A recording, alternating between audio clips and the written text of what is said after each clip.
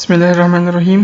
Question number 1 में given है compound और हमने इसका करेक्ट IUPAC नेम लिखना है। ठीक है, कंपाउंड गिवन है CH3 C double bond CH CH CH3। अच्छा, यहाँ पर दो जो है सब्स्टिट्यूशन गिवन है इस कंपाउंड में, एक है क्लोरीन एटम और एक है मिथाइल ग्रुप। ठीक है, नाउ अपना ये बात याद रखनी है कि हेलोजन ग्रुप और अल्काइल ग्रुप दोनों की सेम प्रायोरिटी होती है। ठीक है, जब ये दोनों ब्रांचिंग में आ जाए, बट यहाँ पर एक डबल बॉन्ड भी प्रेजेंट है। ठीक है, नाउ डबल बॉन्ड की प्रेजेंस की वजह से हम नंबरिंग उस साइड से शुरू करेंगे जिस साइड पर डबल बॉन्ड ज़्यादा नज़दीक आ रहा है। ठीक है, नाउ हमने नंबरिंग इस कार्बन से स्टार्ट की है, कार्बन नंबर 1 2 3 4 एंड 5। ठीक है, नाउ सबसे पहले हम अल्काइल ग्रुप यानी जो सब्स्टिट्यूशन है उनकी नेमिंग करते हैं। सब्स्टिट्यूशन में चूंकि हेलोजन ग्रुप और मिथाइल ग्रुप की सेम प्रायोरिटी है, बट हम अल्फ़ाबेटिक ऑर्डर चूज़ करेंगे। ठीक है, सो अल्फ़ाबेटिक ऑर्डर में पहले C आता है, क्लोरो, उसके बाद मिथाइल। ठीक है, सो इसका करेक्ट IUPAC नेम होगा 4 क्लोरो 2 मिथाइल। ठीक है, चूंकि 5 कार्बन है सो इस वजह से पेंट। कार्बन नंबर 2 पे डबल बॉन्ड है 2 और इन। ठीक है, इसका करेक्ट IUPAC नेम है। नाउ क्वेश्चन नंबर 2 में गिवन है कि what is the boiling point of ethyl chloride. ठीक है, इथाइल क्लोराइड गिवन है कि इसका बॉइलिंग पॉइंट क्या है। नाउ इथाइल का एक्चुअल बॉइलिंग पॉइंट बुक पे गिवन नहीं है, लेकिन आपने ये बात याद रखनी है कि जो जितने भी गैसियस कंपाउंड्स हैं, ठीक है, उनका बॉइलिंग पॉइंट 25 डिग्री सेंटीग्रेड से कम होता है, क्योंकि इथाइल क्लोराइड जो है वो 25 डिग्री सेंटीग्रेड पर गैसियस फॉर्म में होता है। ठीक है, सो इट मीन्स कि इसका बॉइलिंग पॉइंट 25 डिग्री सेंटीग्रेड से कम होगा। और गिवन ऑप्शंस में से कौन सा ऑप्शन है जो 25 डिग्री सेंटीग्रेड से कम है? ऑप्शन नंबर ए 12 degree centigrade. Now question number 3 में गिवन है कि when alcohol is converted into an alkyl halide by reaction with HCl, a catalyst is generally used. Which of the following is the most commonly catalyst? ठीक है, ये book line भी है कि zinc chloride जो है वो कॉमनली यूज्ड कैटलिस्ट होता है। ठीक है, यानी जब हम अल्कोहल और HCl का रिएक्शन करवाते हैं to convert it into alkyl halide. ठीक है, तो हम कैटलिस्ट यूज़ करते हैं ZnCl2, एनहाइड्रस ZnCl2। ठीक है, एनहाइड्रस। लेट सपोज हम एक रिएक्शन लेते हैं कि इथाइल अल्कोहल है, इथाइल अल्कोहल प्लस HCl। ठीक है, सो इसमें कैटलिस्ट यूज़ होता है ZnCl2 और ये कैटलिस्ट एनहाइड्रस होता है। ठीक है, एनहाइड्रस कैटलिस्ट यूज़ होता है ZnCl2 और प्रोडक्ट में इथाइल ब्रोमाइड प्लस H2O आता है। ठीक है, नाउ क्वेश्चन नंबर 4 में गिवन है कि what is the hybridization of carbon in tertiary carbocation. Tertiary carbocation यानी जब इस कार्बन पर पॉजिटिव चार्ज हो और इसके साथ 3 अल्काइल ग्रुप अटैच हो। ठीक है, यह स्ट्रक्चर टर्शरी कार्बोकेटाइन का। इसमें इस कार्बन की हाइब्रिडाइजेशन क्या होगी? ठीक है, नाउ चूँकि इस कार्बन के साथ कोई भी लोन पेयर नहीं है, ठीक है, हम स्टेरिक नंबर से जो है हाइब्रिडाइजेशन प्रिडिक्ट करते हैं, स्टेरिक नंबर। ठीक है, so steric number lone pair कितने हैं इस कार्बन के साथ? 0। डायरेक्टली कितने एटम्स जो है वो अटैच है? 3, 0 + 3। ठीक है, 3। सो टर्शरी कार्बोकेटाइन में इस कार्बन की हाइब्रिडाइजेशन क्या होगी? sp2। सिर्फ टर्शरी कार्बोकेटाइन की नहीं, जो भी कार्बोकेटाइन हो, चाहे वो प्राइमरी हो, चाहे वो मिथाइल केटाइन हो, चाहे वो सेकेंडरी कार्बोकेटाइन हो, सब में इस कार्बन की जो पॉजिटिवली चार्ज्ड कार्बन है इसकी हाइब्रिडाइजेशन sp2 होगी। नाउ क्वेश्चन नंबर 5 में एक जनरल रिएक्शन गिवन है, nucleophilic substitution reaction in alkyl halide. ठीक है, यानी एक अल्काइल हैलाइड है, ठीक है, इस पर न्यूक्लियोफाइल जो है वो अटैक करता है। ठीक है, अब क्या होता है न्यूक्लियोफिलिक सब्स्टिट्यूशन में?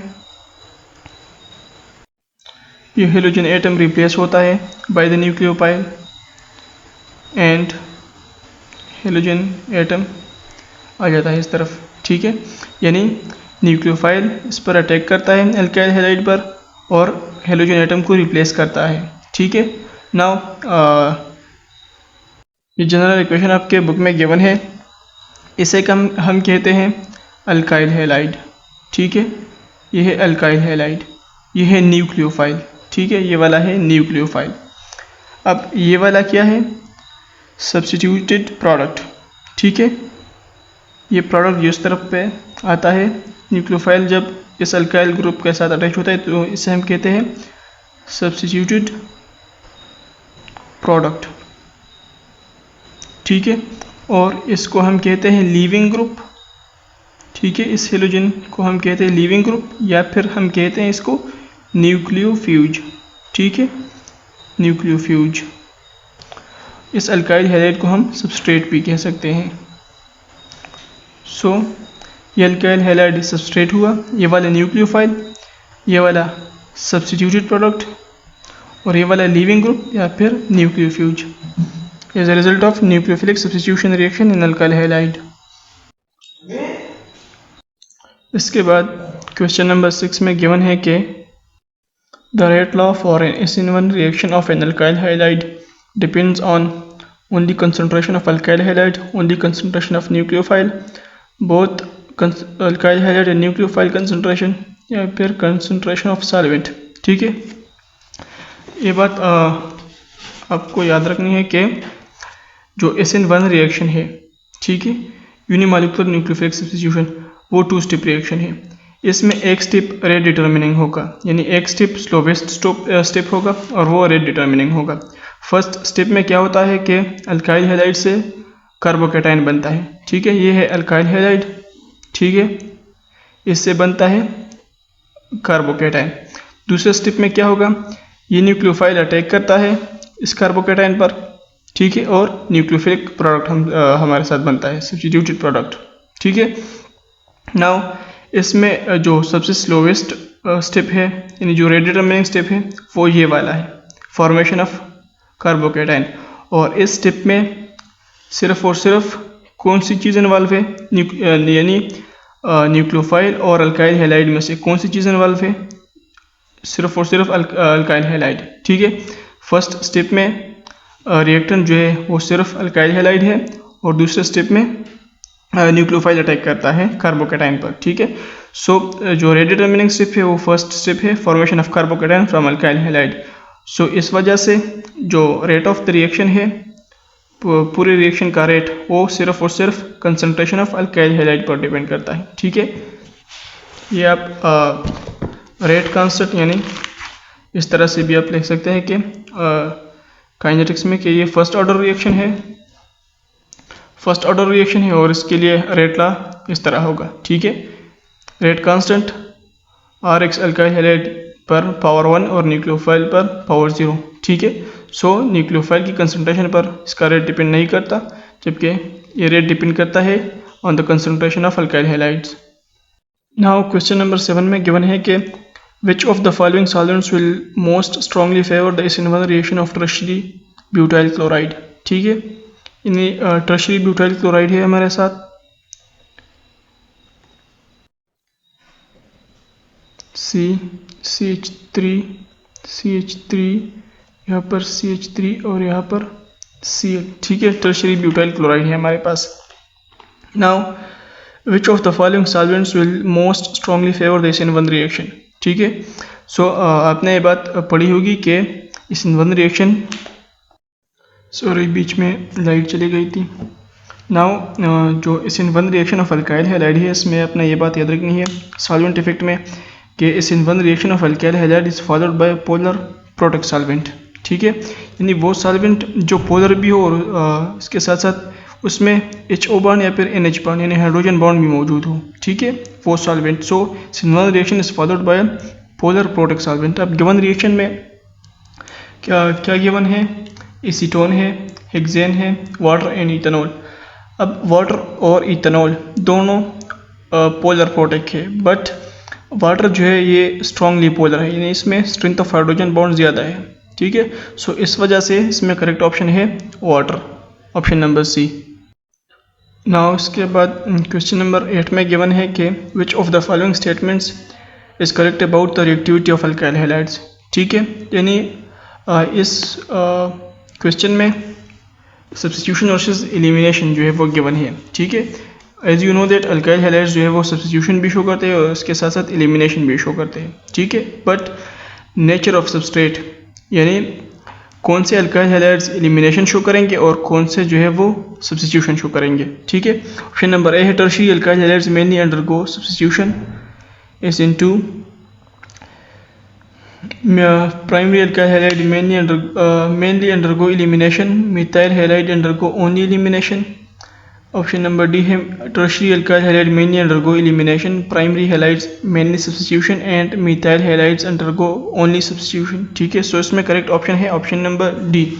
देखिए, अपने ये बात याद रखनी है कि नेचर ऑफ सबस्ट्रेट्स में यानी substitution versus elimination of alkyl halides में सबसे पहले फैक्टर है नेचर ऑफ सबस्ट्रेट। इसमें elimination is directly proportional to number of R groups with alpha carbon. ठीक है, जो असल क्वेश्चन है वो यह है टर्शियरी अल्काइल हैलाइड मेनली जो है वो एलिमिनेशन शो करते हैं। ठीक है, secondary alkyl halide depends upon the factors like nucleophile और बेस। ठीक है, कि जो सॉल्वेंट है जो न्यूक्लियोफाइल है उसकी बेसिक स्ट्रेंथ ज़्यादा है या फिर न्यूक्लियोफिलिक स्ट्रेंथ ज़्यादा है। ठीक है, जो प्राइमरी के अल्काइल हैलाइड्स है वो मेनली सब्स्टिट्यूशन शो करते हैं और जो मिथाइल हैलाइड्स है वो ओनली सब्स्टिट्यूशन शो करते हैं। ठीक है, सो आपने ये बात याद रखनी है regarding tertiary alkyl halide, secondary alkyl halide, primary alkyl halide and methyl halide. Now question number 9 में गिवन है कि formaldehyde when react with Grignard reagent produces methyl alcohol, primary alcohol, secondary alcohol या फिर tertiary alcohol। ठीक है, सो ये बात आपने याद रखनी है कि जब Grignard reagent अल्डिहाइड और कीटोन के साथ रिएक्शन करता है तो प्रोडक्ट में हमारे साथ क्या बनेगा। ठीक है, प्रोडक्ट में अल्कोहल बनेगा, बट अगर फॉर्मल्डिहाइड Grignard reagent के साथ रिएक्शन करता है तो प्रोडक्ट में बनेगा प्राइमरी अल्कोहल। अगर हाइयर अल्डिहाइड लाइक एसिटाल्डिहाइड, ठीक है, या उससे हाइयर जो अल्डिहाइड्स है वो रिएक्शन करेंगे Grignard reagent के साथ, सो प्रोडक्ट में हमारे पास आएगा सेकेंडरी अल्कोहल। और अगर कीटोन रिएक्शन करेगा Grignard reagent के साथ तो प्रोडक्ट में आएगा टर्शियरी अल्कोहल। ठीक है, लेट्स सपोज हमारे पास एक Grignard reagent है। ठीक है, ये फॉर्मल्डिहाइड के साथ रिएक्शन करता है। ठीक है, सो ये Grignard reagent जब अटैक करता है फॉर्मल्डिहाइड पर तो कार्बोनिल कार्बन के साथ जो ऑक्सीजन एटम है ये डबल बॉन्ड ब्रेक हो जाएगा और ये लोन पेयर ऑक्सीजन की तरफ शिफ्ट हो जाएगा। ठीक है, और इसके ऊपर माइनस चार्ज आ जाएगा। ठीक है, उसके बाद जो अल्काइल ग्रुप है Grignard reagent में वो इस कार्बन के साथ अटैच हो जाएगा और जो Mg और इसके साथ हेलोजन है वो इस ऑक्सीजन एटम के साथ अटैच हो जाएगा। उसके बाद वर्कअप होगा द प्रेजेंस ऑफ H3O+ या फिर कोई भी एसिड। ठीक है, और हमारे साथ प्रोडक्ट में बनेगा प्राइमरी अल्कोहल। ठीक है, सो अगर आप ये स्टेप याद भी नहीं करते ये एडिशन प्रोडक्ट वाले तो कोई मसला नहीं है, आपको जस्ट ये बात मालूम होनी चाहिए कि Grignard reagent के साथ जब फॉर्मल्डिहाइड रिएक्शन करता है तो प्राइमरी अल्कोहल, इसी तरह हाइयर अल्डिहाइड सेकेंडरी अल्कोहल और कीटोन जो है वो टर्शियरी अल्कोहल देते हैं। ठीक है, नाउ क्वेश्चन नंबर 10 में गिवन है कि which reaction of a Grignard reagent gives a primary alcohol after hydrolysis। ठीक है, Grignard reagent plus acetaldehyde, Grignard reagent plus acetone, Grignard reagent plus ester of formic acid या फिर none of these। ठीक है, so इसमें correct option है none of these, क्योंकि Grignard reagent के साथ जब acetaldehyde, अब acetaldehyde जो है वो हाइयर अल्डिहाइड में आता है, सो Grignard reagent के साथ जब higher aldehyde like acetaldehyde react करते हैं तो सेकेंडरी अल्कोहल बनता है। इसी तरह Grignard reagent के साथ जब कीटोन यानी एसीटोन जब रिएक्ट करता है तो टर्शियरी अल्कोहल जो है वो बनता है। ठीक है, और जब यही Grignard reagent रिएक्शन करते हैं एस्टर्स के साथ, ठीक है, सो प्रोडक्ट में अल्कोहल बनेगा, बट अगर एस्टर ऑफ फॉर्मिक एसिड के साथ रिएक्शन करेंगे तो सेकेंडरी अल्कोहल बनेगा। ठीक है, इंटरमीडिएट प्रोडक्ट यहाँ पर अल्डिहाइड बनेगा, बट फाइनल प्रोडक्ट जो है वो सेकेंडरी अल्कोहल बनेगा। ठीक है, इसी तरह अगर यही Grignard reagent एस्टर्स के साथ रिएक्शन करेगा those ester of higher carboxylic acid तो प्रोडक्ट में हमारे पास टर्शियरी अल्कोहल बनेगा। ठीक है, सो इसमें करेक्ट ऑप्शन है नन ऑफ दीज। अगर ये ऑप्शन होता कि फॉर्मल्डिहाइड ग्रिग्नर रीजन के साथ रिएक्ट करता फिर प्राइमरी अल्कोहल बन जाता, ठीक है। बट हाइयरल्डिहाइड कीटोन और एस्टर के साथ जब ग्रिग्नर रीजन रिएक्शन करता है तो प्राइमरी अल्कोहल इन केसेस में नहीं बनता। नाउ क्वेश्चन नंबर 11 में गिवन है कि which of the following is an example of aromatic alcohol? Benzenol, benzenol means phenol, ठीक है, बेंजीनोल। उसके बाद है benzyl alcohol, option number C है बोथ ए एंड बी, और ऑप्शन नंबर डी है इथाइल अल्कोहल, ठीक है। यानी गिवन ऑप्शंस में से कौन सा एरोमेटिक अल्कोहल है, ठीक है। सो एक होता है एलिफेटिक अल्कोहल और दूसरा होता है एरोमेटिक अल्कोहल, ठीक है। सो एलिफेटिक अल्कोहल में एरोमेटिक रिंग नहीं होता, जबकि एरोमेटिक अल्कोहल्स में एरोमेटिक रिंग होता है, ठीक है। एक बात ये हुई। दूसरी बात, एरोमेटिक अल्कोहल में एरोमेटिक रिंग होता है बट जो OH ग्रुप होता है वो बॉन्डेड होता है to the aliphatic side chain, ठीक है। यानी अगर आपके पास ये वाला आ जाए, फिनोल आ जाए, सो इसमें एरोमेटिक रिंग है और OH भी है, बट ये OH डायरेक्टली इस एरोमेटिक रिंग के साथ अटैच है, ठीक है। सो इस वजह से इसे हम एरोमेटिक अल्कोहल नहीं कह सकते। एरोमेटिक अल्कोहल में अपने दो बातें याद रखनी है, एक ही केस में एरोमेटिक रिंग होगा और दूसरी बात ये केस में जो OH है वो एरोमेटिक कार्बन के साथ डायरेक्टली बॉन्डेड नहीं होगा, बल्कि जो एलिफेटिक साइड चेन है, यानी इस एरोमेटिक रिंग के साथ सबसे पहले एक ग्रुप अटैच होगा, लाइक सबसे पहले एक मिथाइल ग्रुप अटैच है और उसी ग्रुप के साथ जब OH ग्रुप आ जाए तो इसे हम कहते हैं एरोमेटिक अल्कोहल, ठीक है। सो एक होता है एलिफेटिक अल्कोहल जिसमें एरोमेटिक रिंग नहीं होता, एक होता है एरोमेटिक अल्कोहल जिसमें एरोमेटिक रिंग होता है but OH is bonded to the aliphatic side chain, ठीक है। ये वाला बेंजीनोल या फिर फिनोल ये एरोमेटिक अल्कोहल नहीं है, ठीक है। बेंजाइल अल्कोहल ये एक एरोमेटिक अल्कोहल है, ठीक है। सो इसमें करेक्ट ऑप्शन है option number B, benzyl alcohol. Now question number 12 में गिवन है कि which of the following alcohol is gas at room temperature and pressure? Methyl alcohol, ethyl alcohol, propyl alcohol या फिर नन ऑफ दिस, ठीक है। So physical properties of alcohols है वो अपने याद रखनी है, बल्कि सारे ऑर्गेनिक कंपाउंड्स की जो फिजिकल प्रॉपर्टीज है वो अपने याद कर लेनी है, ठीक है। सो अल्कोहल की फिजिकल प्रॉपर्टीज में है कि अल्कोहल आर कलरलेस, ठीक है, they have characteristic sweet smell and no alcohol is gas at RTP। Room temperature and pressure पर कोई भी अल्कोहल जो है वो गैसियस फॉर्म में एग्जिस्ट नहीं करता। लोअर अल्कोहल जो है वो वोलेटाइल लिक्विड होता है, while higher alcohols are solid at room temperature and pressure, ठीक है। So no alcohol is gas at room temperature and pressure. Now question number 13 में गिवन है कि which of the following alcohol in the correct order of acidity, ठीक है। इन alcohols में correct order of acidity क्या होगी? Most acidic to least acidic, ठीक है। ऑप्शन नंबर ए में है मिथाइल अल्कोहल, ठीक है। इसके बाद जो है वो इथाइल अल्कोहल है, ठीक है। इसी तरह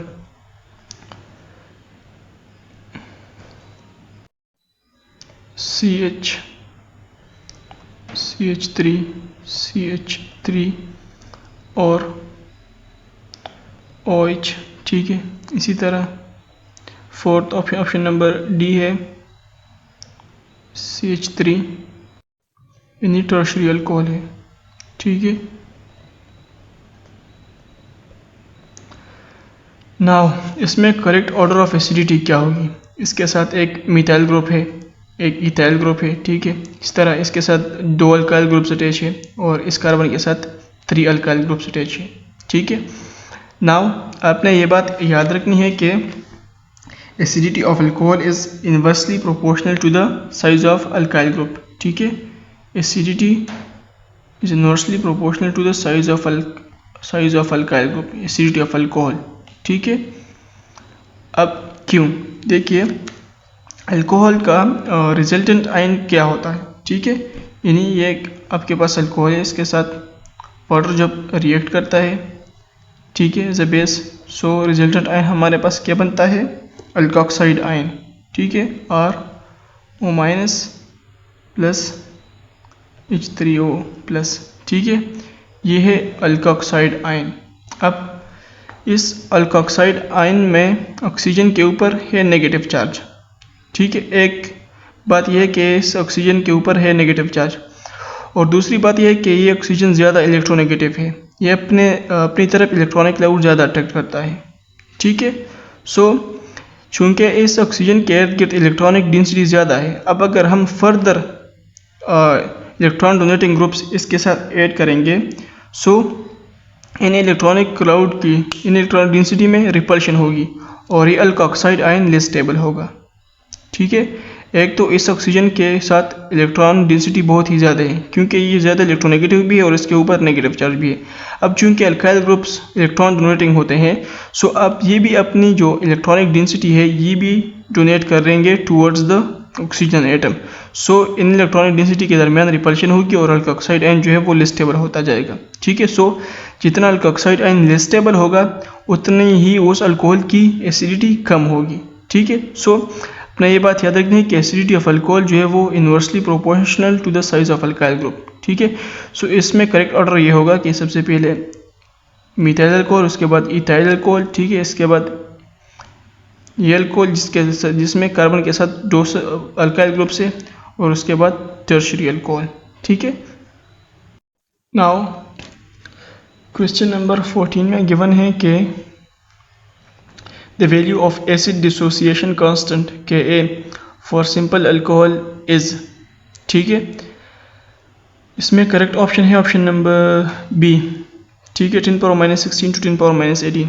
देखिए आपके बुक में वाटर, अल्कोहल और फिनोल के लिए pKa की वैल्यूज़ गिवन है। ठीक है, सो आपने इसके साथ Ka की वैल्यूज़ भी याद रखनी है। ठीक है, लाइक वाटर के लिए आपके बुक में pKa की वैल्यू गिवन है 15.7।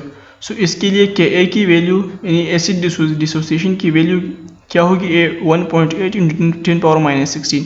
ठीक है, इसी तरह अल्कोहल भी चूंकि कैसे देखें, सो इसके लिए pKa की वैल्यू आपके बुक में गिवन है 16 to 18, तो इसकी Ka वैल्यू क्या होगी 10⁻16 to 10⁻18। ठीक है, इसी तरह फिनोल की भी आपने pKa और Ka की वैल्यूज जो है वो फाइंड आउट करनी है और याद कर लेनी है। ठीक है, सो आपके बुक में वाटर, अल्कोहल और फिनोल के जो pKa और Ka की वैल्यूज गिवन है, इन तीनों के लिए आपने वो याद कर लेनी है। उसके बाद क्वेश्चन नंबर 15 में गिवन है कि reduction of formaldehyde using LiAlH4 lithium aluminum hydride in ether produces methyl alcohol, primary alcohol, secondary alcohol या फिर कार्बोक्सिलिक एसिड। ठीक है, सो इसमें करेक्ट ऑप्शन है ऑप्शन नंबर ए, मिथाइल अल्कोहल। ठीक है, ये भी एक रट्टा टाइप क्वेश्चन है। ऑर्गेनिक केमिस्ट्री में आपने ये सारे रिएक्शन जो है वो याद करनी है। ठीक है, अब reduction of alkyl halide of aldehydes and ketones, इसमें आपने पढ़ा होगा कि जब फॉर्मल्डिहाइड की रिडक्शन होती है तो हमारे पास क्या बनता है, मिथाइल अल्कोहल। जब हायर एल्डिहाइड्स की रिडक्शन होती है सो हमारे पास क्या बनता है, प्राइमरी अल्कोहल। जब कीटोन की रिडक्शन होती है सो हमारे पास बनता है सेकेंडरी अल्कोहल। टर्शियरी अल्कोहल इस मेथड से सिंथेसाइज नहीं हो सकता, यानी reduction of aldehyde and ketones में methyl alcohol, primary alcohol and secondary alcohol बनते हैं बट टर्शियरी अल्कोहल नहीं बनता। ठीक है, इसमें रिड्यूसिंग एजेंट जितने यूज़ होते हैं वो भी आपने याद कर लेनी है।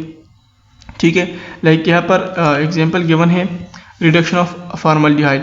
आपने ये बात ये स्टेप जो है या ये रिएक्शन इस तरह याद रखनी है कि रिएक्टेंट के साथ रिएक्टेंट की रिडक्शन किस तरह होती है, यानी फॉर्मल्डिहाइड की रिडक्शन किस तरह होती है कि हमारे पास अल्कोहल बनता है। सो आपने जस्ट अपने लिए कोई आसान सा तरीका जो है वो फाइंड आउट करना है, ज़्यादा डिटेल में नहीं जाना। मैकेनिज्म में ज़्यादा डिटेल के साथ ज़्यादा डिटेल में नहीं जाना आपने इस मैकेनिज्म की। लाइक आपने इस तरह से याद रखना है कि इस फॉर्मल्डिहाइड की जब रिडक्शन होती है सो एक हाइड्रोजन इस एटम के साथ अटैच हो जाता है और दूसरा हाइड्रोजन इस एटम के साथ, यानी एक ऑक्सीजन के साथ और दूसरा कार्बन के साथ अटैच होता है और हमारे पास रिजल्टेंट जो है वो अल्कोहल बनता है। ठीक है, नाउ क्वेश्चन नंबर 16 में गिवन है कि which compound on reduction gives 2 different alcohols, aldehyde, ester, ketone या फिर कार्बोक्सिलिक एसिड। ठीक है, now as you know that जब हम एल्डिहाइड और कीटोन की रिडक्शन करवाते हैं सो इसके रिजल्ट में हमें सिर्फ एक ही टाइप का अल्कोहल मिलता है। लाइक हम फॉर्मल्डिहाइड की जब रिडक्शन करवाते हैं सो सिर्फ मीथाइल अल्कोहल बनता है। हाइड्रोल्डिहाइड की जब रिडक्शन करवाते हैं तो प्राइमरी अल्कोहल, और इसी तरह कीटोन की जब रिडक्शन करवाते हैं तो सेकेंडरी अल्कोहल। ठीक है, इसी तरह अगर हम कार्बोक्सिलिक एसिड की रिडक्शन करवाते हैं, ठीक है, सो इसमें भी हमारे पास रिजल्ट में सिर्फ एक ही टाइप का अल्कोहल बनता है और वह है प्राइमरी अल्कोहल। बट जब हम एस्टर्स की रिडक्शन करवाते हैं सो हमारे पास 2 मॉलिक्यूल्स ऑफ अल्कोहल बनते हैं। ठीक है, और उन 2 मॉलिक्यूल्स में से 1 alcohol is always primary alcohol और दूसरा डिपेंड करता है एस्टर पर। ठीक है, कि कौन सा एस्टर जो है वो यूज़ हुआ है। ठीक है, सो आपने ये बात याद रखनी है कि जब हम एस्टर्स की रिडक्शन करवाते हैं सो इसमें 2 मॉलिक्यूल्स ऑफ अल्कोहल बनते हैं और उनमें से एक अल्कोहल हमेशा प्राइमरी अल्कोहल जो है वो होगा और दूसरा डिपेंड करता है कि कौन से एस्टर्स की हम रिडक्शन करवाते हैं। ठीक है, लाइक यहाँ पर एक जनरल रिएक्शन गिवन है एस्टर्स का, इसकी जब हम रिडक्शन करवाते हैं तो एक हमारे पास प्राइमरी अल्कोहल और एक ये वाला अल्कोहल बनता है। अब ये वाला अल्कोहल डिपेंड करता है कि एस्टर्स में जो ये वाला अल्काइल ग्रुप है ये कौन सा है। ठीक है, एक तो इस अल्काइल ग्रुप की मदद से, यानी इस अल्काइल ग्रुप से एक प्राइमरी अल्कोहल बनता है और इस अल्काइल ग्रुप से एक दूसरा अल्कोहल जो है वो बनता है और वो डिपेंड करता है इस अल्काइल ग्रुप पर कि ये कौन सा अल्काइल ग्रुप है। ठीक है, सो एस्टर्स की रिडक्शन में एक प्राइमरी अल्कोहल बनता है और दूसरा अल्कोहल जो बनता है वो एस्टर के इस अल्काइल ग्रुप पर डिपेंड करता है। नाउ क्वेश्चन नंबर 17 में गिवन है कि alcohol when reacted with halogen acid produces alkyl halides and water, what will be the correct order of reactivity of methyl primary, secondary and tertiary alcohols? Now reactivity of alcohol में अपने 2 बातें याद रखनी है। ठीक है, जब अल्कोहल रिएक्शन करते हैं तो इसमें अपने 2 बातें याद रखनी है, या तो अल्कोहल में CO बॉन्ड जो है वो ब्रेक होगा या फिर OH बॉन्ड। ठीक है, लाइक केवल आपके पास एक अल्कोहल है, लाइक हम एग्जाम्पल लेते हैं मीथाइल अल्कोहल का CH3OH का। ठीक है, ये एक अल्कोहल है। अब इसमें या तो CO बॉन्ड की ब्रेकेज होगी, ठीक है, और OH जो है वो चला जाएगा, या फिर क्या होगा, इस OH बॉन्ड की ब्रेकेज होगी और ये हाइड्रोजन एटम जो है वो चला जाएगा। ठीक है, अब दोनों केसेस में रिएक्टिविटी क्या होगी, प्राइमरी, सेकेंडरी और टर्शियरी अल्कोहल की। ठीक है, अगर अल्कोहल का जो CO बॉन्ड है वो ब्रेक होता है सो रिएक्टिविटी ऑर्डर इस तरह होगी अल्कोहल्स की, पहले टर्शियरी अल्कोहल जो है वो ज़्यादा रिएक्टिव होगा, इसके बाद सेकेंडरी, फिर प्राइमरी एंड फिर मीथाइल अल्कोहल। और इस तरह के रिएक्शंस कौन से होते हैं, nucleophilic substitution reactions of alcohol and dehydration reactions. ठीक है, अब अगर OH बॉन्ड जो है वो ब्रेक होता है अल्कोहल में, फिर रिएक्टिविटी ऑर्डर रिवर्स होगा, मोस्ट रिएक्टिव फिर मीथाइल अल्कोहल, फिर प्राइमरी, फिर सेकेंडरी और फिर टर्शियरी अल्कोहल। और OH बॉन्ड कौन से रिएक्शंस में ब्रेक होता है अल्कोहल्स के, साल्ट फॉर्मेशन रिएक्शंस, ऑक्सीडेशन और एस्टरिफिकेशन रिएक्शंस। ठीक है, सो आपने ये बातें अपने साथ याद रखनी है। नाउ क्वेश्चन में गिवन है कि जब अल्कोहल हेलोजन एसिड के साथ रिएक्ट करते हैं और हमें अल्काइल हैलाइड देते हैं, सो इस केस में अल्कोहल की रिएक्टिविटी ऑर्डर क्या होती है। ठीक है, सो आपने वहाँ पर याद रख ये बात अप्लाई करनी है कि अल्कोहल की OH बॉन्ड की ब्रेकेज हो रही है या फिर CO बॉन्ड की। ठीक है, अब यहाँ पर अल्कोहल अल्काइल हैलाइड के साथ रिएक्ट कर रहा है, बट ये OH एज अ होल चला गया और ये हेलोजन एटम इसके साथ अटैच हो गया। सो CO बॉन्ड की ब्रेकेज हो रही है जब अल्कोहल हेलोजन एसिड के साथ रिएक्ट कर रहा है, और इस केस में अल्कोहल की रिएक्टिविटी क्या होगी, पहले टर्शियरी ज़्यादा रिएक्टिव, फिर सेकेंडरी, फिर प्राइमरी और फिर मीथाइल अल्कोहल। ठीक है, और ये रिएक्शन एक न्यूक्लियोफिलिक सब्स्टिट्यूशन रिएक्शन है, यानी न्यूक्लियोफाइल आता है और क्या कहता है, ये OH जो है वो रिप्लेस होता है बाय द हेलोजन और हमारे पास क्या बनता है, alkyl halide. Now question number 18 में गिवन है कि acetic acid when reacted with ethyl alcohol produces what. ठीक है, जब एसिटिक एसिड और इथाइल अल्कोहल रिएक्ट करते हैं तो प्रोडक्ट में क्या बनेगा। ठीक है, so it is type of esterification reaction, यानी एस्टर फॉर्मेशन होती है इसमें। जब कार्बोक्सिलिक एसिड और अल्कोहल रिएक्ट करते हैं सो हमारे पास क्या बनता है, एस्टर बनता है। ठीक है। लाइक गिवन है कि एक एसिटिक एसिड है CH3 C double bond O sorry और इसके साथ OH, ठीक है। यह एसिटिक एसिड यानी कार्बोक्सिलिक एसिड है, ठीक है। और इसके साथ रिएक्ट करता है इथाइल अल्कोहल, ये मैं यू लिख लूँगा COC2H5, ठीक है। ये है इथाइल अल्कोहल, ठीक है। सो प्रोडक्ट में हमारे पास क्या बनेगा, मैं नीचे लिख लेता हूँ। इथाइल एसीटेट हमारे पास बनेगा यानी CH3 C double bond O और इसके साथ क्या होगा OC2H5, ठीक है, और H2O, ठीक है। अब एस्टरिफिकेशन रिएक्शन में क्या होता है, इस अल्कोहल की OH बॉन्ड की ब्रेकेज होती है, ठीक है यहाँ पर, और कार्बोक्सिलिक एसिड में इस CO बॉन्ड की ब्रेकेज होती है, ठीक है। यानी एसिटिक एसिड से OH रिमूव होता है और अल्कोहल से हाइड्रोजन। ये बात आपने लाजमी जो है वो याद रखनी है कि एस्टरिफिकेशन रिएक्शन में यानी एस्टर फॉर्मेशन रिएक्शन में क्या होता है, अल्कोहल की OH बॉन्ड की फिजन होती है और हाइड्रोजन जो है वो रिमूव होता है, जबकि कार्बोक्सिलिक एसिड की CO बॉन्ड की फिजन होती है और OH बॉन्ड और OH जो है वो रिमूव होता है और इन दोनों से क्या बनता है, वाटर, ठीक है। और एसिटिक एसिड और इथाइल अल्कोहल फिर क्या हो, कंडेंस होकर क्या बनाएंगे, इथाइल एसीटेट, या फिर आप कह सकते हैं कि एस्टर बनाएंगे, ठीक है। सो इथाइल एसीटेट बनेगा, ठीक है। क्या मुसीबत है।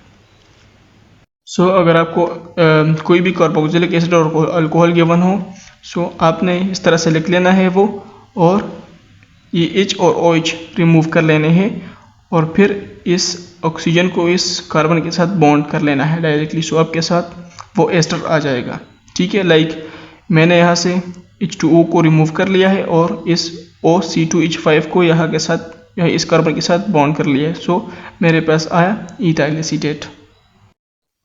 नाउ क्वेश्चन नंबर 19 में गिवन है कि alcohol reacts with thionyl chloride in the presence of dash to produce corresponding alkyl chloride and SO2, ठीक है। सो इसमें करेक्ट ऑप्शन है pyridine, जो कि एज ए कैटलिस्ट यूज होता है।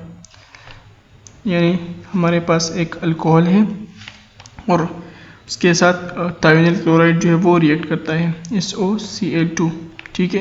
ये रिएक्शन होता है in the presence of pyridine और प्रोडक्ट में हमारे पास क्या बनता है, अल्काइल क्लोराइड प्लस SO2 और इसके साथ HCl, ठीक है। सो इसमें कैटलिस्ट यूज होता है pyridine, ये अपना याद रखना है।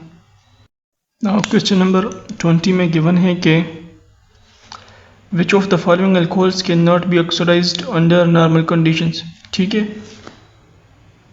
सो मिथेनॉल गिवन है CH3OH, इस तरह इथेनॉल गिवन है, इथाइल अल्कोहल, और तीसरा ऑप्शन क्या है, प्रोपेन 2-ऑल गिवन है CH3CH दूसरे कार्बन पर OH के बाद CH3, और ऑप्शन नंबर डी क्या गिवन है 2-methyl प्रोपेन 2-ऑल, ठीक है। यानी एक टर्शियरी अल्कोहल गिवन है CH3C 2 पर मिथाइल और OH और यहाँ पर CH3, ठीक है। नाउ इसमें करेक्ट ऑप्शन है option number D 2-methyl propane 2-ऑल, ठीक है, क्योंकि एक टर्शियरी अल्कोहल है। अपने ये बात याद रखनी है कि जिस अल्कोहल में अल्फा हाइड्रोजन मौजूद नहीं होगा तो उसकी ऑक्सीडेशन नहीं होगी। यानी जिस कार्बन के साथ OH अटैच हो और उसी कार्बन के साथ कोई भी हाइड्रोजन एटम डायरेक्टली अटैच नहीं हो सो उसकी ऑक्सीडेशन नहीं होगी। लाइक यहाँ पर इस कार्बन के साथ OH अटैच है बट इस कार्बन के साथ डायरेक्टली 3 हाइड्रोजन भी अटैच है, यानी इसके साथ 3 अल्फा हाइड्रोजन मौजूद है, सो इसकी ऑक्सीडेशन होगी। इसी तरह इसकी भी ऑक्सीडेशन होगी क्योंकि इस कार्बन के साथ क्या है, ये हम इस तरह से भी लिख सकते हैं कि CH3CH2OH, ठीक है। सो इस कार्बन के साथ ये OH अटैच है और इसके साथ 2 अल्फा हाइड्रोजन भी है, यानी 2 डायरेक्टली अटैच हाइड्रोजन भी है, सो इसकी ऑक्सीडेशन हो सकती है। इसी तरह इस कार्बन के साथ OH डायरेक्टली अटैच है और यहाँ पर इसी कार्बन के साथ एक अल्फा हाइड्रोजन भी है, यानी एक डायरेक्टली अटैच्ड हाइड्रोजन भी है, सो इसकी भी ऑक्सीडेशन हो सकती है। बट इसकी ऑक्सीडेशन नहीं हो सकती क्योंकि इसके साथ जिस कार्बन के साथ OH अटैच है उसके साथ अल्फा हाइड्रोजन नहीं है, उसके साथ डायरेक्टली कोई भी हाइड्रोजन अटैच नहीं है, ये एक टर्शियरी अल्कोहल है। सो टर्शियरी अल्कोहल्स की ऑक्सीडेशन नहीं हो सकती due to the absence of alpha hydrogen. Now question number 21 में गिवन है कि ethylene glycol when reacts with periodic acid produces formaldehyde and acetaldehyde, acetone only, formaldehyde only, या फिर acetaldehyde only. So इसमें correct option है option number C, formaldehyde only. देखिए इसमें क्या होता है, जो इथाइलिन ग्लाइकोल है चूँकि ये एक विसनल डायोल है, यानी इसमें 2 OH ग्रुप अटैच है। जब पैरायोडिक एसिड की in the presence of periodic acid क्या होता है, इन दोनों कार्बन के दरमियान जो बॉन्ड है इसकी फिशन होती है, ये दोनों कार्बन बॉन्ड जो है ये ब्रेक हो जाते हैं, ठीक है।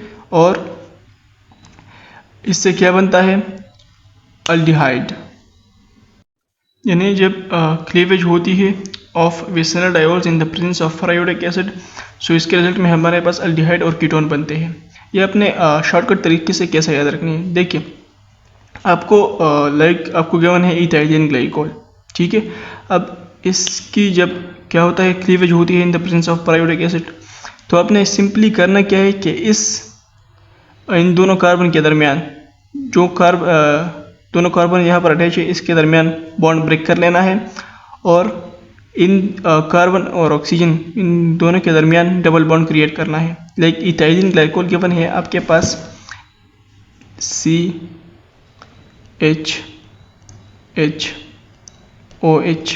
COH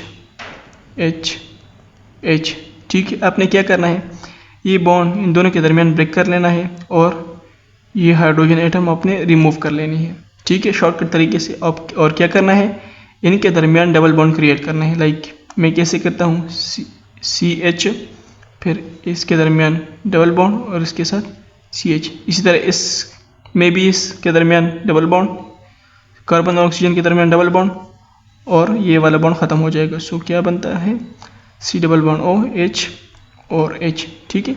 सो इसी तरह आपने याद कर लेना है ये। मैं आपको दूसरा एग्जांपल देता हूँ प्रोपाइलिन ग्लाइकोल का, ठीक है। ये आपके पास है प्रोपाइलिन ग्लाइकोल। अगर आपको गिवन है कि प्रोपाइलिन ग्लाइकोल का जब हम क्लीवेज करवाते हैं in the presence of periodic acid, तो हमारे पास क्या बनेगा, देखिए आपने सिंपली करना क्या है, इन दोनों के दरमियान बॉन्ड जो है वो ख़त्म कर लेना है और ये दोनों हाइड्रोजन जो है अपने रिमूव कर लेने हैं। फिर ये दोनों काम आपने कर लिए, फिर इस ऑक्सीजन और इस कार्बन के दरमियान डबल बॉन्ड क्रिएट करना है, एक मॉलिक्यूल बन जाएगा। इस कार्बन और ऑक्सीजन के दरमियान भी डबल बॉन्ड क्रिएट कर देना है, सो दूसरा मॉलिक्यूल बन जाएगा, ठीक है। सो इससे क्या बनेगा, फॉर्मल्डिहाइड, और इससे क्या बनेगा, एसिटाल्डिहाइड, ठीक है। सो इस तरह शॉर्टकट तरीके से आपने ये कर लेना है। नाउ क्वेश्चन नंबर 22 में गिवन है कि which of the following compounds is mixed with natural gas to detect gas leakage, methane thiol, ethane thiol, thiophenol, या फिर एनी ऑफ दीज। सो एक बुक लाइन है मर्केप्टेन से ये MCQ जो है वो लिया गया है, इसमें करेक्ट ऑप्शन है इथेन थायोल, ठीक है। नाउ इसके बाद क्या है, क्वेश्चन नंबर 23 में गिवन है कि what is the hybridization of oxygen atom in phenol, sp3, sp2, sp या फिर sp3। तो देखिए फिनोल का स्ट्रक्चर आपने याद रखना है, यह इसके साथ OH अटैच है, ये रहा ऑक्सीजन और ये रहा हाइड्रोजन। अब इस ऑक्सीजन एटम की हाइब्रिडाइजेशन क्या है, देखिए इस ऑक्सीजन एटम के पास है 2 loan pair of electrons, 2 lone pair से इस ऑक्सीजन के पास, ठीक है।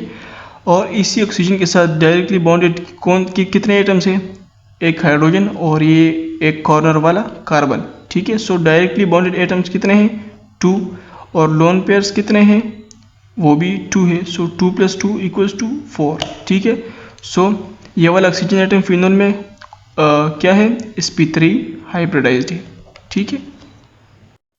इसके बाद क्वेश्चन नंबर 24 में गिवन है कि which of the following compounds have two OH groups attach to the benzene ring, ठीक है। ज़ाइलिन है, कैटिकोल है, क्रिसोल है और इंथ्रासीन है, ठीक है।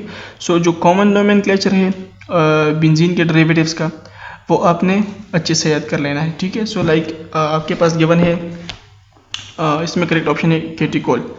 कैटिकोल में क्या है कि दो OH ग्रुप्स अटैच होते हैं, ठीक है, और ऑर्थो पोजीशन पर होते हैं, ठीक है। इसी तरह रिसोर्सिनोल में भी टू OH ग्रुप्स अटैच होते हैं और वो मेटा पोजीशन पर, और हाइड्रोक्विनोल में भी टू OH ग्रुप्स अटैच होते हैं बट वो पैरा पोजीशन पर, ठीक है। सो ये जो कॉमन नेमिंग है बेंजीन का या फिर इसके डेरिवेटिव्स का, लाइक ज़ाइलिन है, क्रिसोल, कैटिकोल, ठीक है। इसी तरह टोलमिडीन है, इसके बाद जो डिब्रीन है, ठीक है। सो जितने भी कॉमन नेम्स है डेरिवेटिव्स ऑफ बेंजीन और फिनोल्स के, ये सब आपने याद कर लेने हैं।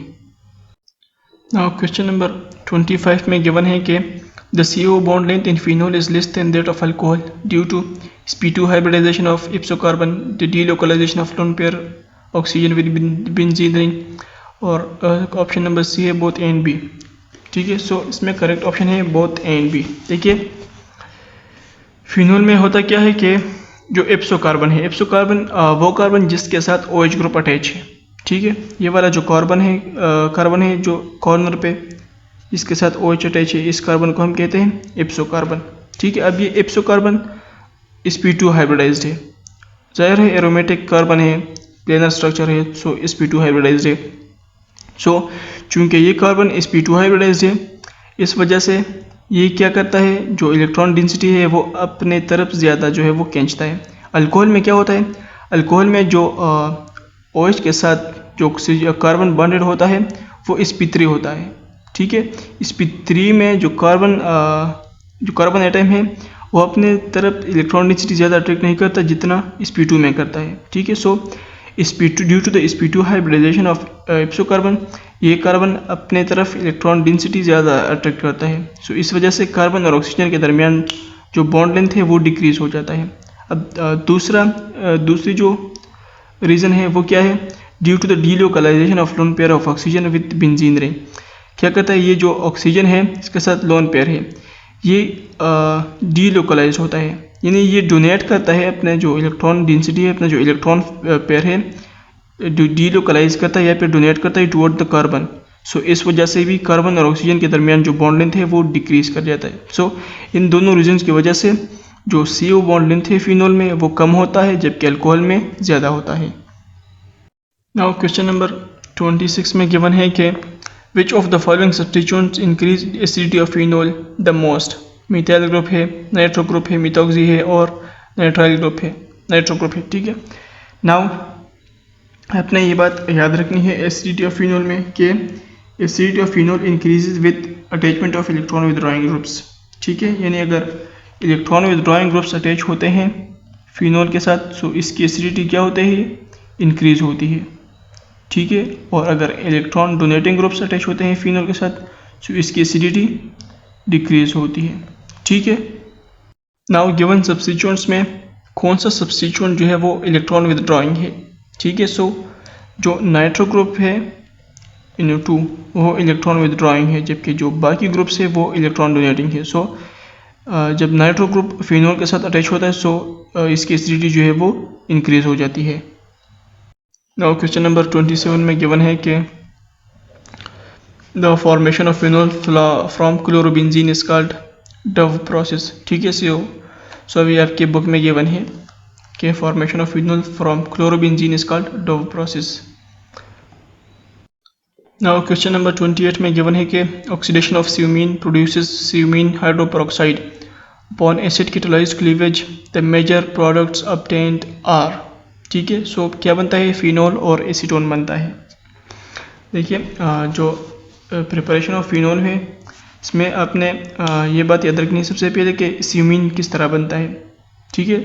जब हम क्या करते हैं बेंजीन की अल्काइलेशन करवाते हैं विद प्रोपीन, ठीक है। सो इससे हमारे पास क्या बनता है, स्यूमीन बनता है। सबसे पहले आपने ये बात याद रखनी है कि जब हम अल्काइलेशन ऑफ बेंजीन करवाते हैं सो इससे हमारे पास स्यूमीन बनता है, इसे हम आइसोप्रोपाइल बेंजीन भी कह सकते हैं।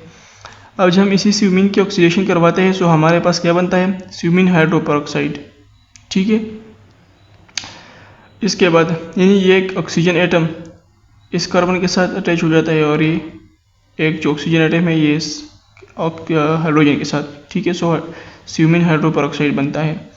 उसके बाद जब हम वर्कअप करवाते हैं, एसिड वर्कअप करवाते हैं, सो क्या होता है, ये इन बॉन्ड्स की क्लीवेज होती है, ठीक है, यहाँ पर और स्यूमिन हाइड्रो पेरोक्साइड में, और हमारे पास क्या बनता है, ये OH इस बेंजीन रिंग के साथ अटैच होकर फिनोल बनाता है और ये पूरा ग्रुप जो है वो सेपरेट हो जाते हैं और क्या बनाता है, एसीटोन बनाता है, ठीक है। सो इसमें करेक्ट ऑप्शन है phenol plus acetone. Now question number 29 में गिवन है कि during esterification of alcohol with a carboxylic acid which bond in the alcohol is broken, ठीक है। सो ये मैंने पहले भी बताया कि जब हम एस्टरिफिकेशन करवाते हैं, यानी कार्बोक्सिलिक एसिड जब रिएक्ट करता है अल्कोहल के साथ, सो हमारे पास एस्टर बनता है और इस प्रोसेस में क्या होता है, अल्कोहल का OH बॉन्ड जो है वो ब्रेक होता है और कार्बोक्सिलिक एसिड का CO बॉन्ड, ठीक है। सो ये in the form of water release हो जाते हैं और हमारे पास क्या बनता है, एस्टर बनता है, ठीक है। इसके बाद क्वेश्चन नंबर 30 में गिवन है कि which of the following is the correct chemical formula for pyridinium chlorochromate which is commonly used as oxidizing agent in organic chemistry, ठीक है। सो pyridinium chlorochromate आपके बुक में गिवन है, ये कैटलिस्ट के तौर पर यूज़ होता है ऑर्गेनिक केमिस्ट्री में। इसका जो केमिकल फार्मूला है ये आपने ज़रूर याद करना है, ठीक है, ये टेस्ट में आ सकते हैं, pyridinium chlorochromate। Now question number 31 में क्या है कि the general structural formula of aliphatic open chain saturated ketones can be represented as option number C, ठीक है। इसके लिए जनरल फार्मूला क्या है, CnH2n+1, ठीक है, और इसके साथ क्या है, CO, यानी एक कार्बोनिल ग्रुप जो है इसके साथ अटैच हो जाता है। सो ये इसका करेक्ट जनरल फार्मूला है। नाउ क्वेश्चन नंबर 32 में गिवन है कि the hybridization of carbon and oxygen in the carbonyl group is, देखिए कार्बोनिल ग्रुप में इस कार्बन और ऑक्सीजन की हाइब्रिडाइजेशन क्या होगी, ठीक है। सबसे पहले हम बात करेंगे कार्बन की। देखिए कार्बन डायरेक्टली कितने एटम्स के साथ बॉन्डेड है, एक तरफ इसके ये वाला एटम होगा, एक एटम इस तरफ बॉन्डेड होगा और एक है ऑक्सीजन, ठीक है। सो कार्बन 3 एटम्स के साथ डायरेक्टली बॉन्डेड है, जबकि इसके साथ लोन पेयर जो है वो 0 है, ठीक है। सो इसकी हाइब्रिडाइजेशन क्या होगी, sp2। नाउ ऑक्सीजन की हाइब्रिडाइजेशन क्या होगी, देखिए इस ऑक्सीजन के साथ 2 लोन पेयर्स है, ठीक है, 2 लोन पेयर्स है और डायरेक्टली ये कितने एटम्स के साथ अटैच है, एक एटम के साथ। सो एक एटम के साथ अटैच है ये ऑक्सीजन एटम और 2 इसके साथ लोन पेयर्स है, ठीक है। सो 1 + 2 = 3, सो ये भी sp2 हाइब्रिडाइज्ड है, ठीक है। सो ये बात आपने याद रखनी है कि कार्बोनिल ग्रुप में कार्बन और ऑक्सीजन दोनों sp2 हाइब्रिडाइज्ड है। नाउ क्वेश्चन नंबर 33 में गिवन है कि formalin is basically dash aqueous solution of formaldehyde, ये एक बुक लाइन है, formalin is basically 40% aqueous solution of formaldehyde. Now question number 34 में गिवन है कि between propanol and propanone which has the higher boiling point, ठीक है। Propanol एक aldehyde है 3 कार्बन और प्रोपेनॉन एक कीटोन है 3 कार्बन। सो इसमें किसका बॉइलिंग पॉइंट जो है वो ज़्यादा होगा, प्रोपेनॉल का या फिर प्रोपेनॉन का, ठीक है। सो ये बात आपने याद रखनी है कि जो कार्बोनिल ग्रुप है, कार्बोनिल ग्रुप में क्या होता है, ये मैं यहाँ पर ड्रा कर लेता हूँ। कार्बोनिल ग्रुप में इस ऑक्सीजन की इलेक्ट्रोनेगेटिविटी ज़्यादा होती है, जिसकी वजह से क्या होता है कि इसके ऊपर एक पार्शियल नेगेटिव क्रिएट हो जाता है और इस कार्बन के साथ इस कार्बन पर पार्शियल पॉजिटिव, ठीक है। यानी ये इलेक्ट्रॉन रिच बन जाता है ये ऑक्सीजन एटम और ये ऑक्सीजन एटम ये कार्बन एटम इलेक्ट्रॉन डिफिशिएंट, ठीक है। नाउ इस कार्बन के साथ जितने ज़्यादा इलेक्ट्रॉन डोनेटिंग ग्रुप्स अटैच हो, यानी जितने ज़्यादा अल्काइल ग्रुप्स अटैच हो, उतना ही ज़्यादा ये कार्बन जो है वो स्टेबल हो जाएगा, ठीक है, और उतना ही ज़्यादा क्या होगा, इसकी बॉइलिंग पॉइंट जो है वो ज़्यादा होगी, ठीक है। सो इस कार्बोनिल कार्बन के साथ जितने अल्काइल ग्रुप्स यानी जितने इलेक्ट्रॉन डोनेटिंग ग्रुप्स ज़्यादा होंगे उतना ही ये कार्बन स्टेबलाइज होता जाएगा, ठीक है, क्योंकि इसको इलेक्ट्रॉन की ज़रूरत है, ये इलेक्ट्रॉन डिफिशिएंट है। जितने अल्काइल ग्रुप्स जितने इलेक्ट्रॉन डोनेटिंग ग्रुप्स इस कार्बन के साथ अटैच होंगे उतना ही ज़्यादा स्टेबल होता जाएगा और उतना ही क्या होगा, इसका बॉइलिंग पॉइंट ज़्यादा होगा। ठीक है।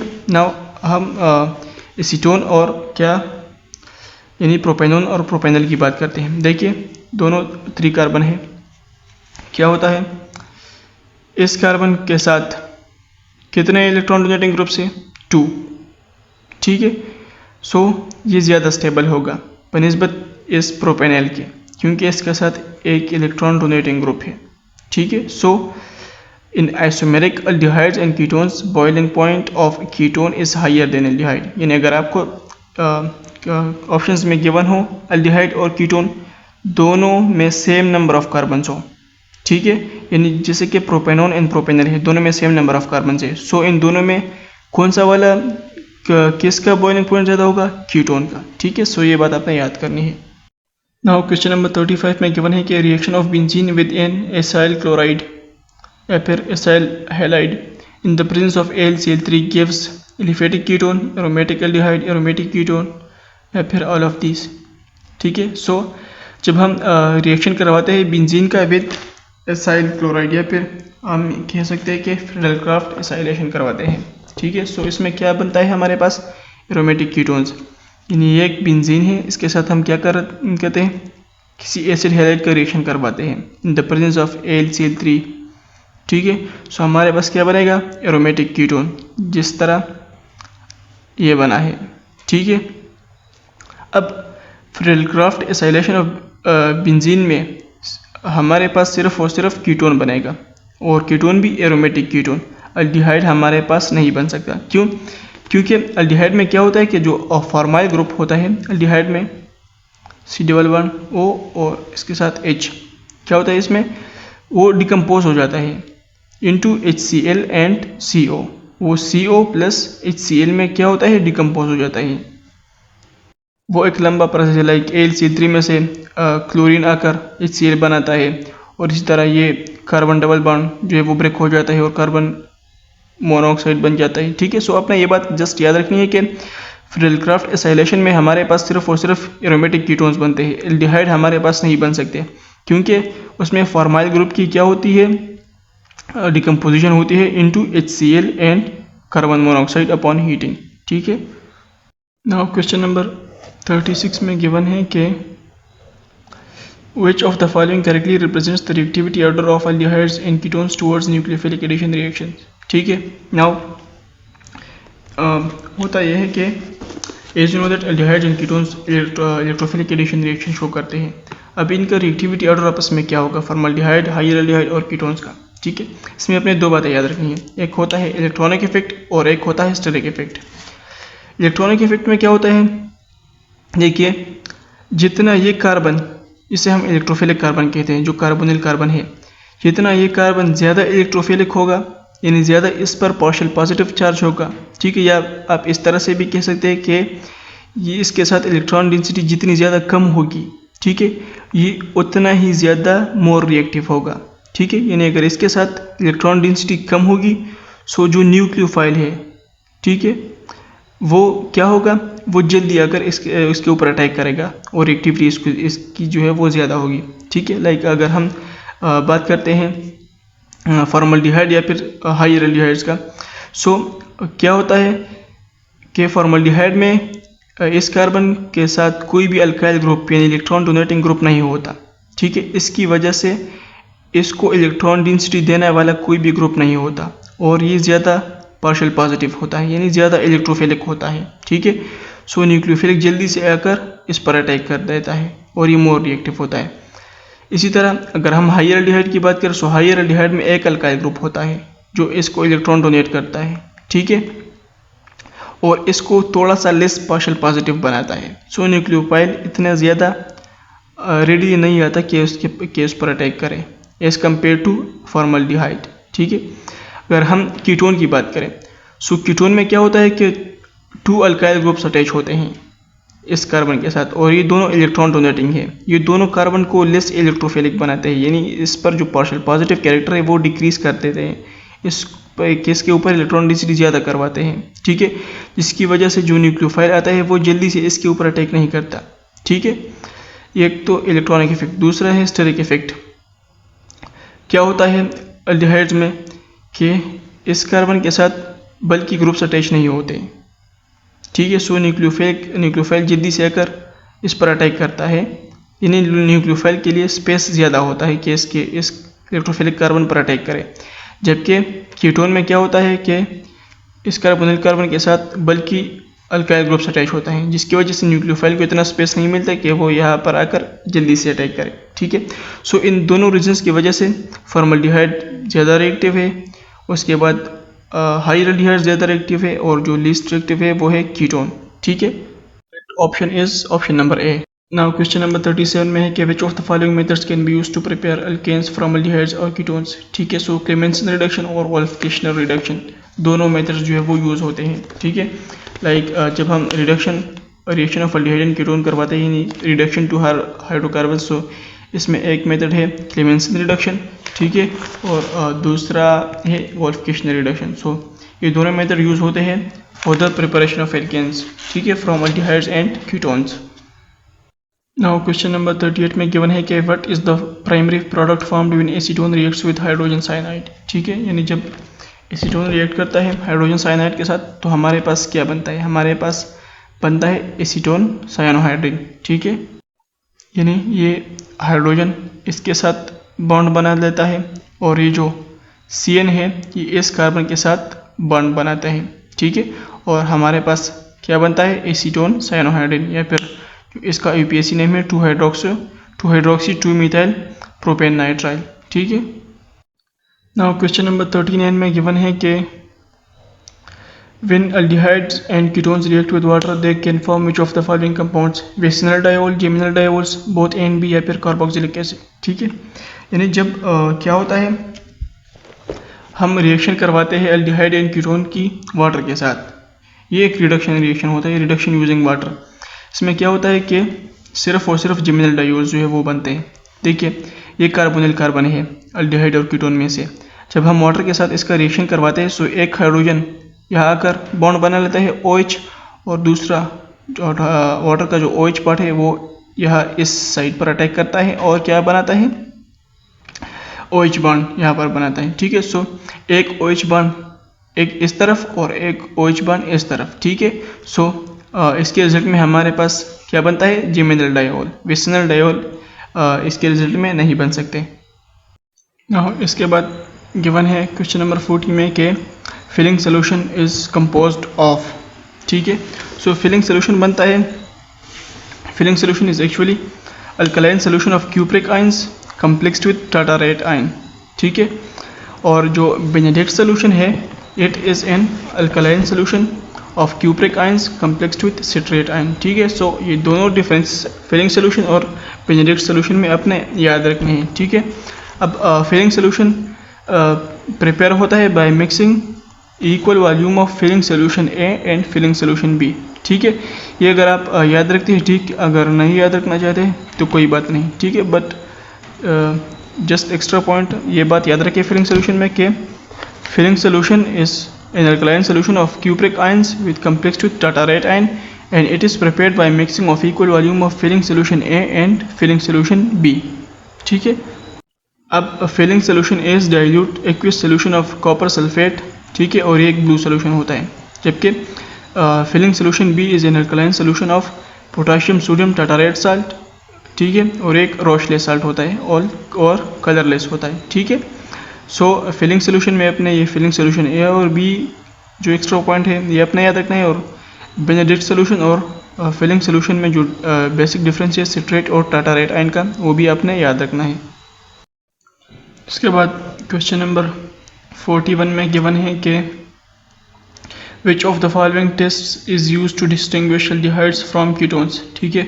टॉलरेंस टेस्ट, फिलिंग्स टेस्ट और बेनेडिक्ट टेस्ट, ठीक है। सो ये तीनों टेस्ट जो है वो यूज़ होते हैं to distinguish aldehyde from ketones, ठीक है। अब क्यों, देखिए जो अल्डिहाइड्स हैं वो ऑक्सीडाइज हो सकते हैं by the Tollens, Fehling and Benedict solution, ठीक है।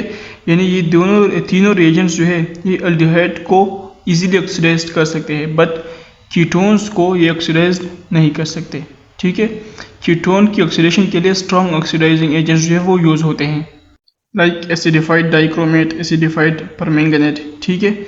जबकि जो अल्डिहाइड्स है वो इन तीनों के साथ साथ इन स्ट्रॉन्ग ऑक्सीडाइजिंग एजेंट के साथ भी ऑक्सीडाइज्ड हो सकते हैं, ठीक है। सो ये तीनों टेस्ट यूज़ होते हैं to distinguish aldehyde from ketone, क्योंकि ये तीनों टेस्ट अल्डिहाइड को ऑक्सीडाइज कर सकते हैं बट कीटोन को नहीं। कीटोन को ज़्यादा स्ट्रॉन्गर ऑक्सीडाइजिंग एजेंट की ज़रूरत होती है, लाइक एसिडिफाइड डाइक्रोमेट और एसिडिफाइड परमैंगनेट।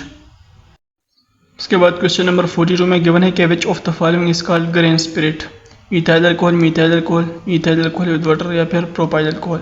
ये आपके बुक में नहीं गिवन, लेकिन अक्सर फेडरल या पंजाब में से इस तरह के क्वेश्चन आते हैं। मैंने ऐसे ये क्वेश्चन उठा लिया, ठीक है। सो प्रीवियस टेस्ट में ये ज़्यादातर जो है वो आया है इस तरह के क्वेश्चन। सो आपने अल्कोहल के जो 2-3 एक्स्ट्रा पॉइंट्स है वो आपने याद रखने हैं, इंपॉर्टेंट टर्म्स के। इथाइल अल्कोहल को हम कहते हैं ग्रेन स्पिरिट और सीरियल स्पिरिट, ठीक है। 100% इथाइल अल्कोहल अगर हो विदाउट वाटर, ठीक है, उसको हम कहते हैं एब्सोल्यूट स्पिरिट या फिर अल्कोहल, ठीक है। उसके बाद है रेक्टिफाइड स्पिरिट, हम किसे कहते हैं जब 95% इथाइल अल्कोहल और 5% वाटर को मिक्स किया जाए, सो इसको हम कहते हैं रेक्टिफाइड स्पिरिट, ठीक है। उसके बाद है मिथाइलेटेड स्पिरिट या फिर डीनेचर्ड स्पिरिट। क्या होता है जब 90 to 95% इथाइल अल्कोहल हम मिक्स करते हैं विथ 5 to 10% मिथाइल अल्कोहल, ठीक है। Methyl alcohol is very toxic. और उसके बाद है वुड स्पिरिट, ठीक है। मिथाइल अल्कोहल को हम कहते हैं वुड स्पिरिट या फिर वुड नेफ्था, ठीक है। सो ये चंद एक्स्ट्रा पॉइंट्स जो है ये अपने याद रखने हैं। उसके बाद है क्वेश्चन नंबर 43 में कि What is the hybridization of the carbon atom in the benzene ring of C6H5Cl, ठीक है। यानी इस बेंजीन रिंग में कार्बन की हाइब्रिडाइजेशन क्या होगी। सो ये तो हमने बार बार पढ़ा है कि जो बेंजीन रिंग है इसमें तमाम कार्बन जो है ये sp2 हाइब्रिडाइज्ड है और ये एक प्लेनर स्ट्रक्चर है, उसके लिए हकल रूल होता है। सो जो बेंजीन में जितने भी कार्बन हैं ये तमाम sp2 हाइब्रिडाइज्ड है। नाउ क्वेश्चन नंबर 44 में गिवन है कि in an optically active secondary alkyl halide undergoing SN1 reaction the product mixture is expected to be optically inactive, optically active, can not be detected या फिर 100% retained. देखिए SN1 reaction में होता क्या है, SN1 रिएक्शन में कि हमारे पास मिक्सचर बनता है ऑफ 2 एनोमर्स, ठीक है। यानी इसमें इन्वर्जन प्रोडक्ट भी होता है, इन्वर्टेड और रिटेन्ड प्रोडक्ट, ठीक है। इन्वर्टेड और रिटेन्ड प्रोडक्ट, ठीक है। ये इन दोनों का मिक्सचर बनता है SN1 रिएक्शन में। बट इसमें क्या होता है कि इन्वर्जन थोड़ा सा ज़्यादा होता है रिटेंशन से, यानी इन्वर्जन 50% से थोड़ा ज़्यादा होता है, ठीक है। इन्वर्जन ज़्यादा होता है 50% से और रिटेंशन जो है वो थोड़ा कम होता है, यानी 50% से कम होता है। देखिए जो इन्वर्टेड जो एनोमर्स है, अगर जो प्रोडक्ट हमारे पास बनते हैं SN1 रिएक्शन में उसमें अगर इन्वर्जन जो है वो 50% से ज़्यादा है और रिटेंशन जो है वो 50% से कम है, इसका मतलब है कि जो एनोमर्स बने हैं हमारे पास 2 टाइप्स ऑफ एनोमर्स, इनमें से एक की कंसंट्रेशन ज़्यादा है और एक की कंसंट्रेशन कम है, ठीक है। अब ये एक पार्शियली रिसेमिक मिक्सचर बन जाएगा, ठीक है। पार्शियली रिसेमिक मिक्सचर हमारे पास बन जाएगा बट ऑप्टिकली एक्टिव होगा, ठीक है। ये बात आपने याद रखनी है। फेडरल में ये पॉइंट दूसरी तरह एक्सप्लेन किया गया है बट KPK में मतलब दूसरी तरह। 2023 में इस तरह का एक क्वेश्चन आया था इन्वर्जन और रिटेंशन का कि SN1 रिएक्शन में 50% इन्वर्जन और 50% रिटेंशन होती है, या फिर इन्वर्जन थोड़ा सा ज़्यादा रिटेंशन कम होता है, या फिर रिटेंशन ज़्यादा और इन्वर्जन कम। तो फेडरल में 50% इन्वर्जन और 50% रिटेंशन लिखा है, जबकि हमारे KP बुक में इन्वर्जन 50% थोड़ा ज़्यादा और रिटेंशन 50% से थोड़ा कम, ठीक है। सो अगर हम फेडरल को फॉलो करें तो फिर optically inactive, but as you know that KMU indicate है। सो ये जो मिक्सचर बनेगा पार्शियली रिसेमिक मिक्सचर वो ऑप्टिकली एक्टिव होगा, क्योंकि उसमें इन्वर्जन थोड़ा सा ज़्यादा है, इट मीन्स के एक एनोनिमर की कंसंट्रेशन दूसरे एनोनिमर से थोड़ी सी ज़्यादा होगी, इस वजह से पार्शियली रिसिमिक मिक्सचर बनेगा और वो ऑप्टिकली एक्टिव होगा। नाउ क्वेश्चन नंबर 45 में गिवन है कि the correct IUPAC name of ethyl acetate, ethyl acetate का करेक्ट IUPAC नेम क्या होगा, यानी ये CH3 C double bond O C2H5, ठीक है। इसका करेक्ट IUPAC नेम क्या होगा, देखिए इसमें लॉन्गेस्ट जो कार्बन चेन है वो ये हो जाएगा, ठीक है, और ये जो है ये सब्स्टिट्यूशन में आ जाएगा, ठीक है, यानी इथाइल सब्स्टिट्यूशन में आ गया, ठीक है, और ये लॉन्गेस्ट कार्बन चेन हो गया, ठीक है। सो इसका करेक्ट IUPAC नेम क्या होगा, इथाइल इथेनोएट, ये भी 2 कार्बन है, सो इस वजह से क्या होगा, इथाइल इथेनोएट इसका IUPAC नेम होगा, जबकि इसका जो कॉमन नेम है वो होगा ethyl acetate, acetate means 2 carbon, ठीक है। सो ये एक एस्टर है, इसका करेक्ट IUPAC नेम है इथाइल इथेनोएट।